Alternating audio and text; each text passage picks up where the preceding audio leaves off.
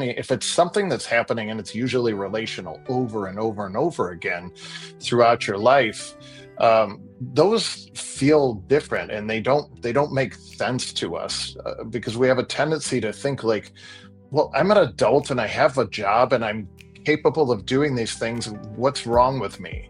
Like there's something, I must be not good enough or whatever because I can't function emotionally in my day to day. I'm struggling with interactions with other people, or I'm isolating more than I want to, or I'm scared of interactions or whatever it is.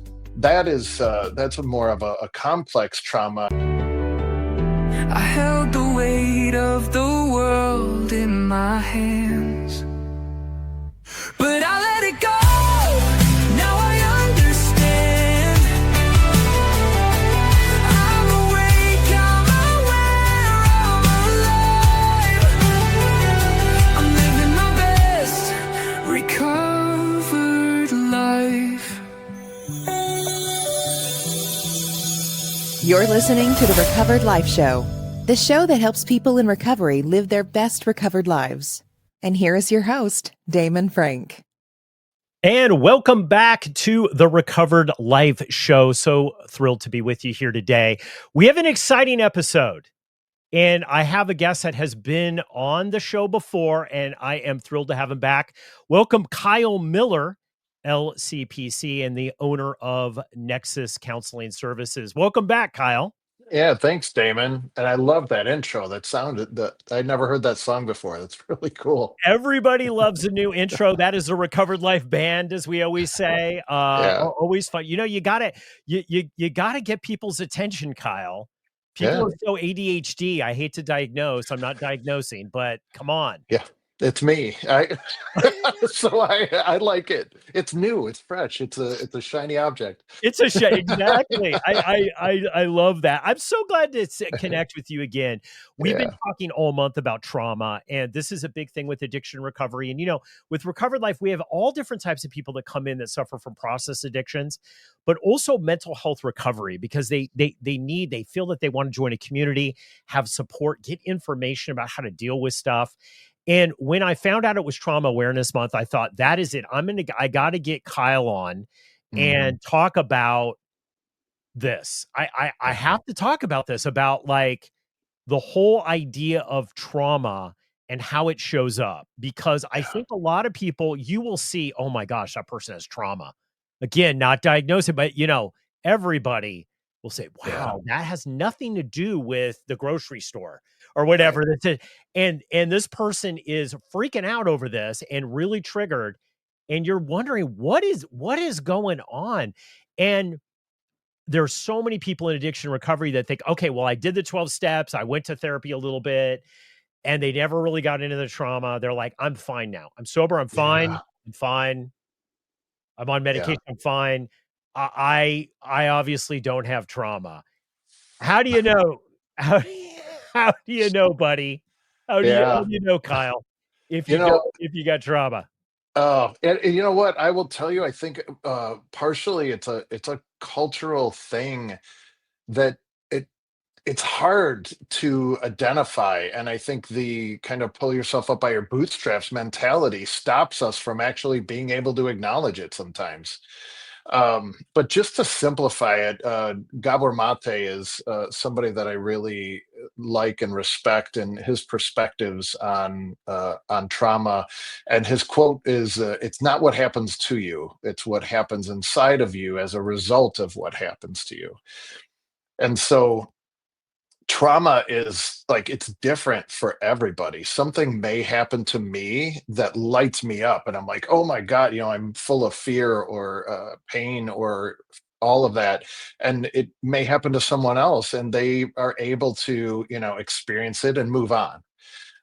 So just being aware of what goes on in your body. I think the biggest thing is realizing, like the symptoms that we talk about with trauma is like, do you feel safe in your body?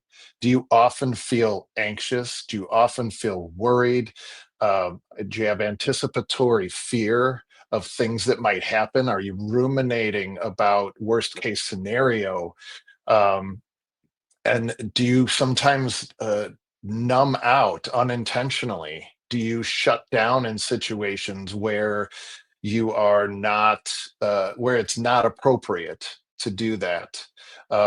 Do you really have a low self-esteem and have a tendency to beat yourself up? Like those are all some of the like signs of trauma being in our body. Now the physical signs as well are like, if you have sleep issues, these are kind of also go along with depression, like low energy, physical pain. There's actually a correlation now where the body responds, and in your body, like a lot of our issues in our stomach and our gut, they're talking about a second brain in your gut. It's communicating, right? So a lot of our issues sometimes stem from that. And so, yeah, like all of it. I think the biggest thing is realizing that there are different types of trauma, and I know that it's also for a lot of people, it's like, "Oh, that word's overused now." I think that we're actually realizing that it's more prevalent than we've Yes, ever thought before. I agree. We so yeah, sorry, I'll Well, pause. not getting your no, it's good. Not getting, but let's be clear, because some people will come in and are like, you know what? I wanted the sugar-free caramel latte, and I got the chocolate caramel latte, and I have trauma. Like, that's not what we're talking, right? No, Right. you just didn't No. get the latte you wanted. That's not Yes. trauma. Now, Yes. it could have triggered Yeah. trauma that maybe you don't feel that you It deserve There you the go. one you Yes, want, right? exactly. Another saying is if it's hysterical, it's historical, right? So if you're Ah, I having love that. I love an that. oversized reaction to something, that's not about what's happening in the moment. It was what happened in your life, right? So if you are having a big response to that, I mean, I guess it could be that you're also a very sheltered person and maybe spoiled, but that oversized response in our relation to other people is typically a historical response. And so that's why I think in my work with people, I'm always going back to their history, and it's not, I don't want to stay there, but we need to explore it so that we can learn to let go of it, and and then be able to focus on the future. So many people that are in recovery have a parent or guardian that was an alcoholic or an addict. Or I would even say people that are in recovery from a mental health disease or disorder, same thing. They had a Yeah. parent, right? So Yeah. we're seeing there's obviously some genetic stuff. How Yes. does that work in? Because I made a statement the other day on the live, and I said, it's my opinion that anybody who grew up in a household that had an active alcoholic parent in there, or maybe even an older sibling, right? That just that alone, really everybody has a form of trauma Yeah. if they've had that, because you're gonna, and that obviously we talk a lot about codependency being the same energetic pattern as addiction. You'll have one kid who does everything quote right, but is a Hmm. super codependent, and you'll have another one that is super angry and Yeah. lashes out and rebelled. You have another person that's an alcoholic, right? Like, so it's almost the same energetic pattern as I see that happens. So can we talk about that a little bit? If so many people come in to addiction recovery having had a parent, how do they start to unpack that maybe the big overreaction, and it may be not outwardly but inwardly, Yeah. Yeah. that's happening, could this be linked to that? Yeah. There's a lot of research coming out now about generational trauma. They talk about epigenetics, Yeah. and so you can have a relative from your history. They show that the stress can be passed down generations, and so you had, let's say, if your grandparent or great grandparent was a Holocaust survivor, and but you've had all of your needs met and all of that, and you're stressed, like sometimes if the environment that you're in doesn't promote that stress or that struggle that you're going through, there is a possibility, which I think it makes it even more complicated, right? Like, oh, what do I like? We all want to figure it out. That's where our brains are designed to do. It's why we like reality TV so much, is because or the crime shows, because we're trying to figure out, like, how could this happen? Um, you know, uh, but I think really what we need to think about is, like, going back to what is going on in your body. What are the signs and symptoms that you are having, and why, uh, and then looking at the comparison to others is always a trap, right? So, and oftentimes, um, I talk to a lot of people, and I've had this myself. I'm like, well, in comparison to this person, my life wasn't that bad. So why am I complaining?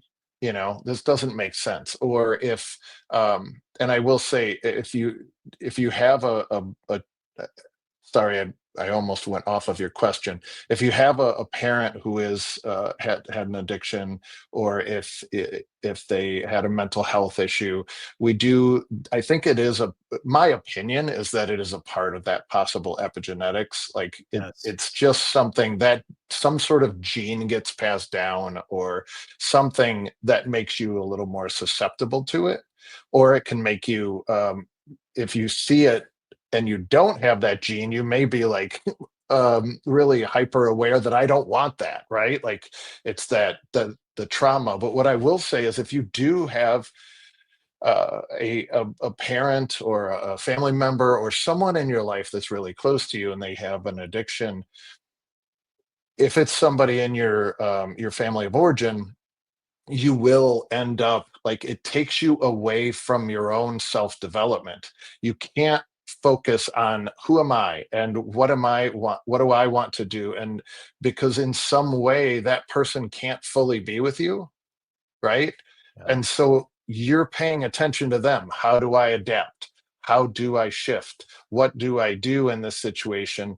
How do I live, and how do I be okay, right? And Yeah, and this whole aligning of emotions, I see a lot. Like this whole well, if they're not okay, we're not okay, yeah, which is a very distorted view of the world, because you could be totally okay, but somebody has a weird reaction, it triggers you.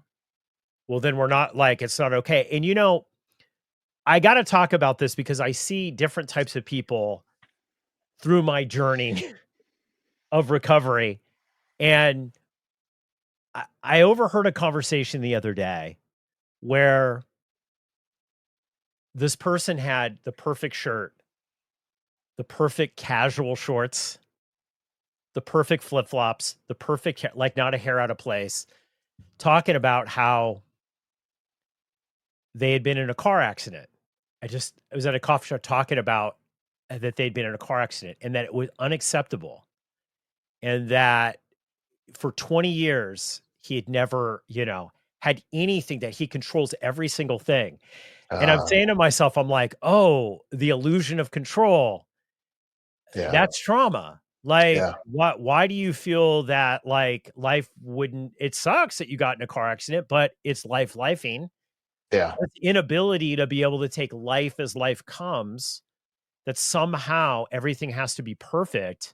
yeah, What is this about? I mean, because I know a lot of people, I've had this in my life, that it's like, oh, I'm not doing enough. It's like, well, actually I'm doing too much, mm, letting yeah, go. Like most of my spiritual practice is letting go, like yeah, just letting go. I did what I could do, and I can't do anymore. Like, I could just do what I can do. yeah, yeah. That I think about, that is a trauma response, right? I don't know if it had to do with the car crash, or if it. I would imagine that guy was probably, maybe a perfectionist before that happened. It just heightens Heightens the it. awareness, right? This actually brings me to, like, I don't want to get too clinical, but like, there's single incident trauma, Mhm. right? And those are like the more like understandable. Like we all agree that it's trauma, right? If you're in a car crash, or you witness a murder, or if you're, in a hurricane, or something that's really, it makes sense. It's easier to heal from that. I shouldn't say easier, but it's, if you didn't have trauma in your history, that single incident trauma, if you deal with it, and you actually work through it, you can recover from that because your brain can make sense of it. Mhm. The childhood trauma, or we call it complex trauma, if it's something that's happening, and it's usually relational over and over and over again throughout your life, those feel different, and they don't make sense to us, because we have a tendency to think like, well, I'm an adult and I have a job and I'm capable of doing these things. What's wrong with me? Like there's something, I must be not good enough or whatever, because I can't function emotionally in my day to day. I'm struggling with interactions with other people, or I'm isolating more than I want to, or I'm scared of interactions, or whatever it is. That's more of a complex trauma. And we have thrown around this idea that there are big T traumas and little T traumas, and I think that is outdated. The big T is the understandable traumas. The little T, which is more relational, and like, it's kind of over time, it's more of that complex trauma. It's that is more insidious because it messes with who you think you are. So if you have a parent who is not present in whatever way, as a child, we can only look to the adults around us to make sense of who we are as a person, right? And so if somebody is in an active addiction, or if they are just neglectful in some way, or aggressive in some way, kids don't look at that and say, well, you're a jerk. It's more like, what did I do wrong? There's got to be something wrong with me. We build an adaptive behavior to exist in that. And then you grow up being an adult where you're looking at it saying, look, my dad or my mom or whoever they were fine. Yeah, they had a drinking problem, but they were good people and they were nice to me, and all of that. And then we blame ourselves. And I think that's that kind of like overworking thing. It's like, I'm trying to figure out logically, I need to do something to make myself better. Okay, now we're getting into it. Yeah. Now we're getting into it. 2.0. And I think that's very deep, because I think there's a lot of denial. And it's interesting. The people that I have met that have the most trauma will go to, well, they were doing the best they could. Well, they were doing, it wasn't that bad. Yeah. And sometimes it's true they were doing the best that it could, and and sometimes that's not true. They weren't doing the best, right? They both could be true at the same time. Like they could be, there might be times they didn't know and then they knew and they did it anyway. Yeah. I have to ask you about this, this idea of questioning this. And you were talking about how, this, I gotta phrase this right, because it's hard to actually kind of verbalize this. This idea that you're not safe, but you are safe intellectually. Intellectually, you're safe. No one's coming through the door. No one's going to hurt you. Mhm. You're not going to be wounded. Yeah. But inside this conflict, when this conflict happens, what are the outward signs of this conflict? Because I think sometimes people will maybe feel this, but they don't see it. They don't see that in an outward way, if that makes sense. You know what I'm saying? Yeah. They don't. How does that come out in the outward sense? Yeah. So you're asking, like, how does logically you're saying, I know I'm fine, but in my body, I don't feel okay. Yeah. Yeah, right? So yeah, that, it's interesting. That can come out in a lot of different ways. And that I think it's important to say that this is all person specific, sure. right? It could come out as somebody who, like, I know, like, a lot of people shake their leg or bounce their leg when they're talking, but if somebody's doing it and it's like really intense, and when you start talking about a particular subject, like, you'll see people kind of shift, or but there's other people that, the term dissociation, um, just kind of shutting down. You may see people who can't give you eye contact, and when you're talking about something that involves them and in their concept of self, they may not.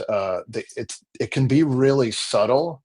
The more, if you see somebody who is like overly anxious, um, I know someone who talks really fast and apologizes for things all the time.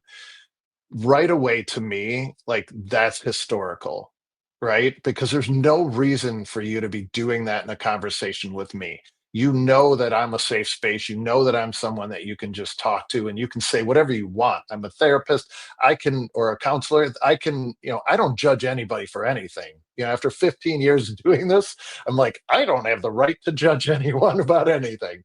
So, so if they are reacting to things in a way that doesn't make sense, or but even in your own body, if you uh feel nervous about something and it doesn't fit the situation where you logically, I'm safe, right? But in your body you feel unsafe, that is something that you should explore, right? You know, I you said so much. It was like hard to verbalize it, to put it out, but I got to go to the thing that you were talking about, shame.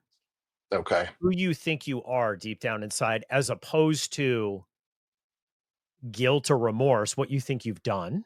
Yes. If we're going to define it, shame is who you think you are internally. Yeah. And I'm going to make a very bold statement here. Before I coached, and even when I was doing a lot of 12-step work, I rarely would ever meet with with a guy that I was sponsoring, or anyway, that did not have shame, misplaced shame. And I Yeah. think the one thing that, and I'm going to comment, I don't want to be misunderstood here by anybody that's watching, that they shouldn't go to a 12-step group or shouldn't done this. But I do think that, like, one of the missteps, I think the misinterpretations of 12-step is that somehow people that have unplaced shame about who they think they are, that comes from trauma, abuse specifically, I'm going to say violence, abuse, sexual abuse, that Yeah. somehow that they had a role in that, I think keeps people stuck a lot in 12-step. And I think, Yeah. like, for me, like, I'm always like, one, no, that's not on this. There is no role you had in being abused, Mm-mm. but your role now, your only role in it is what you're going to do with this information that now has come out, Yeah. which is trauma oriented, not to Yes. diagnose it, but trauma oriented, beyond the scope of this. And I'm going to tell you, my personal thing is, I held on to a lot of stuff that I believed was a character defect out of a misinterpretation of very loving people. They didn't mean me any harm, Sure. Sure. but they didn't have the experience in it to understand. I was like, dude, that's trauma. That's Yeah. nothing. You have no role. Right. Yeah, absolutely. And that's complex trauma. That is, when you if you're if a parent isn't emotionally or even physically available, it's tough to say this, but that's neglect, right? Like, if you can't be there for your kid, even if you have the best of intent and you're providing a roof and you're all that, we need that. We all need it. In fact, in the first 3 years, if you don't have your parents, you're not going to make it. You literally can't make it. Um, and it does create this inner world feeling that this is my fault. And I have worked with a lot of people who come into my office, and I will, this is, so I'm just going to say it. I have had a few people who, at first, I was like, I wonder if they're on the autism spectrum, because they never looked at me whenever we were talking, and then I realized over time I had to shift my own ideas about, like, it's shame. It's shame that I can't look you in the eye when we're talking about me. Like, that, and over time I learned to feel that in my body, so I know that that's what that is. It's not, being on the spectrum. But there are a lot of people in their life that wonder, because they're also the type of people, their response to trauma or perceived trauma is to shut down, and so they have somewhat of a flat affect. And You can feel it, Kyle, yeah. energetically. Oh yeah. Yeah. You can, once you attune to it and you know it, like, I've worked with people where I'm like, you know what? From a coaching accountability standpoint, what you really need is like, buddy, that's not your shit. Yes. And you just need a big hug. Yeah. And this is not, and you need to go work on that. Like, because like you need to pursue, like, that is your recovery path. Because what I found is, and especially with men, I'm going to make a bold statement here. Yeah. What happens is, if you're either become a fighter, you become an abuser, or you try to make difficult people like you. Yep. Yeah. I'm the latter. I will say that. So am I. I'm the latter too. Try to make difficult people like you, which is friggin' insanity, Kyle. Yeah. Yeah. Insanity. Yeah. It also makes you codependent, right? Because the only way that you're okay is if somebody else is okay. And so that feeling of like, and as a therapist, it can be beneficial in my position, but it can also be detrimental if I am only okay if my client is okay. So early on in my career, I had to be really careful of not trying to just fix people, or trying to, one of the things that really hit me was when someone told me I was kind of being a cheerleader, which a lot of people who've experienced complex trauma hate. They said, don't take that away from me. That's mine. That feeling that I have, that hurt that I have, that's mine. And I don't like you're dismissing it by doing that. And I was like, holy cow, like they changed the trajectory of who I am as a counselor from that day on, because they confronted me with it. And so, like, yeah, but that was my stuff coming out. I was trying to help them be okay. This is such a breakthrough, because I think I know for me spiritually, I've been saying I'm very empathic, and doing the lives and having people come up and, crying and looking for some path to recovery. And we're all just trying to help the best that we can and providing information. A lot of the times I realize is like, oh, I've had to become very good at, like, this feeling I'm having, this doesn't belong to me. This isn't mine. Yeah. And I think if you've gone through any kind of abuse or trauma, what happens is you believe it's yours. And when you start to wake up to the fact is like, this doesn't belong to me. This is unauthentic to me. This is not me. This is something else. And I can choose whether I could let it go. But I think I hear this all the time. Well, it's the only thing I know. It's shit, Kyle, but it's warm shit, and I know it. And if I go beyond this and I let go of this, I am nothingness without the identity of being broken. I'm nothingness. Yeah. That's the healing, though. Like, I believe that the healing from trauma mirrors in some ways the grief healing, because we're all in denial. Yeah, I'm sometimes still in denial of the things that I've been through in my life, but we have to actually go through it. And some of that is you've got to break it down and feel like you're nothing, so that you can build yourself up. Now, I know that that's scary, so I don't want to dismiss that. And that's why I think people shouldn't do it alone. you should, in my opinion, you should have a counselor or a therapist who feels good. But also, if it's a coach, I don't care.